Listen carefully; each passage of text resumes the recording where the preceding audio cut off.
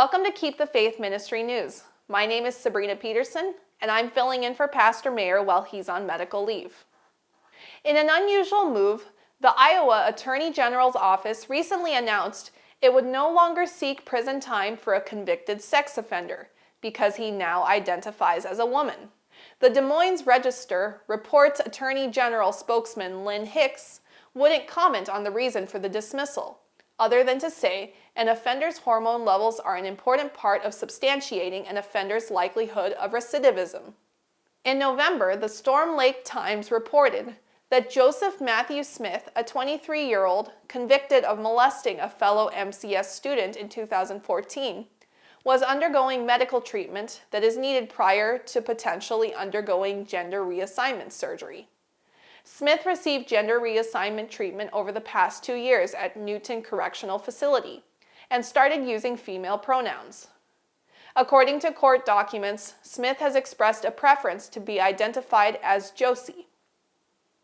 According to the Register, a preliminary report prepared by the state's expert, Dr. Jeffrey Davis, says Smith molested as many as 15 victims, ranging from ages 1 to 13, before being sentenced to prison in December 2015.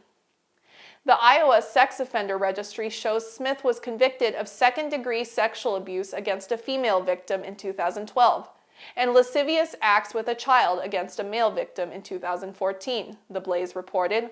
The registry does not give the victims' ages. They are listed as children under the age of 13. Davis's report found the likelihood of reoffending within 5 years of release exceeded 20% because victims were of both genders and because Smith was under age 25 and never had a long-term relationship. However, the report was based upon Smith having the sex drive of a man.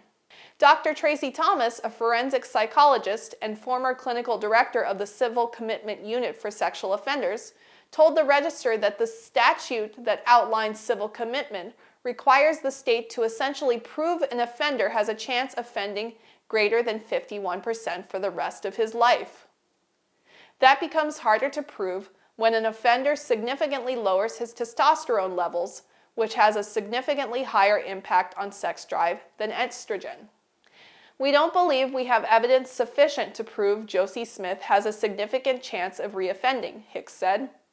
Smith will be subject to strict sex offender reporting required of those who commit the crime she did, Hicks said. She'll be subject to supervision for the rest of her life. Likewise also as it was in the days of Lot. Luke 17:28. This is Keep the Faith Ministry News. Thank you for watching.